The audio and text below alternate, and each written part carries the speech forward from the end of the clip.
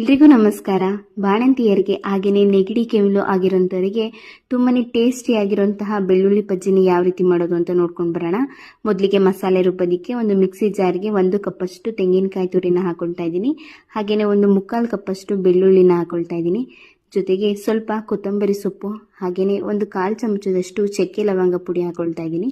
ಜೊತೆಗೆ ಅರ್ಧ ಟೇಬಲ್ ಸ್ಪೂನಷ್ಟು ಕಾಳು ಮೆಣಸು, ಹಾಗೆಯೇ 2 ಟೇಬಲ್ ಸ್ಪೂನಷ್ಟು ತರಕಾರಿ ಸಾಂಬಾರ್ ಪೌಡರ್ನ ಹಾಕೊಳ್ತಾ ಇದ್ದೀನಿ. ಹಾಗೆಯೇ 1/4 ಇಂಚಷ್ಟು ಶುಂಠಿ, ಹಾಗೆ 1 ಟೊಮೊಟೊನ ಯೂಸ್ ಮಾಡ್ತಾ ಇದ್ದೀನಿ. ಜೊತೆಗೆ ಒಂದು ಸಣ್ಣ ಗಾತ್ರದ ಈರುಳ್ಳಿ, ಇಷ್ಟನ್ನು ಹಾಕಿ ನೀಟಾಗಿ ರುಬ್ಕೋಬೇಕು. ಈಗ ಕಡಾಯಿಗೆ ಎಣ್ಣೆನ ಹಾಕಿ ಎಣ್ಣೆ ಚೆನ್ನಾಗಿ ಬಿಸಿ ಆದಮೇಲೆ ಒಂದು ಅರ್ಧ ಕಪ್ಪಷ್ಟು ಬಿಡಿಸಿರುವಂತಹ ಬೆಳ್ಳುಳ್ಳಿ ಬೇಳೆನ ಹಾಕೊಳ್ತಾ ಇದ್ದೀನಿ.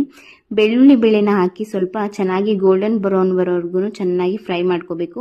ಈ ಕಲರ್ ಬಂದಿದ ತಕ್ಷಣ ನಾವೇನು ಮಸಾಲೆ ರುಬ್ಕೊಂಡಿದ್ದೀವಿ ಆ ಮಸಾಲೆನ ಇದರೊಳಗಡೆ ಹಾಕಿ ನೀಟಾಗಿ ಮಿಕ್ಸ್ ಮಾಡಿಕೊಂಡು ಕನ್ಸಿಸ್ಟೆನ್ಸಿಗೆ ತಕ್ಕಷ್ಟು ನೀರನ್ನು ಹಾಕಿ ಇದನ್ನು ಒಂದು 5ರಿಂದ 10 ನಿಮಿಷಗಳ ಕಾಲ ಚೆನ್ನಾಗಿ ಕುದಿಸ್ಕೊಂಡು ಲಾಸ್ಟಿಗೆ ಸ್ವಲ್ಪ ರುಚಿಗೆ ತಕ್ಕಷ್ಟು ಉಪ್ಪನ್ನ ಹಾಕಿ ಒಂದು 2 ನಿಮಿಷ ಬೇಯಿಸ್ಕೊಂಡ್ರೆ ತುಂಬನೇ ಟೇಸ್ಟಿ ಆಗಿರುವಂತಹ ಬೆಳ್ಳುಳ್ಳಿ ಬಜ್ಜಿ ರೆಡಿ ಆಗುತ್ತೆ.